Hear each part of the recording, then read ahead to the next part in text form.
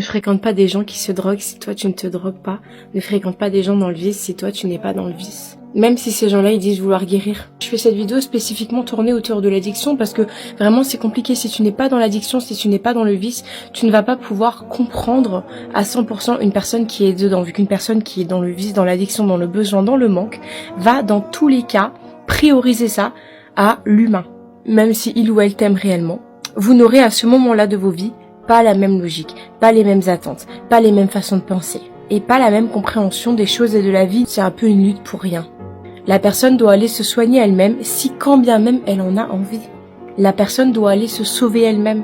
Ne prends pas le rôle du sauveur, ne perds pas ton énergie, ne fais pas la même bêtise que moi. J'aurais dû m'écouter moi. En tout cas, je peux vous dire que ça fait très mal au cœur d'avoir donné des années de sa vie à une personne, et qu'en retour, tout est balayé pour de la drogue. Tu te sens pas importante. Et du coup, à cause de cette personne qui n'avait jamais reçu d'une femme d'ailleurs un tel amour inconditionnel, eh bien, je me suis perdue moi. Et je suis encore en train de me reconstruire. C'est pas grave. Tu sais, je vois ça comme une leçon de vie.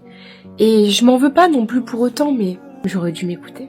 Aujourd'hui, j'ai espoir de penser que la façon dont j'ai été balayée pour une chose aussi néfaste et chaotique que la drogue n'impacte pas sur ma santé mentale. Mais la preuve en est que si.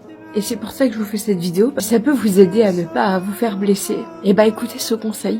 Voilà, les red flags du début peuvent totalement être ce qui va vous séparer à la fin.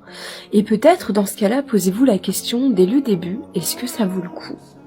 Est-ce que je vais m'engager dans quelque chose qui, de toute façon, va être séparé par ça ou ça? Est-ce que je veux être aimée de cette façon? Voilà, c'était le petit message d'amour et de prévention du jour. Une personne addicte choisira toujours la drogue. Un humain même merveilleux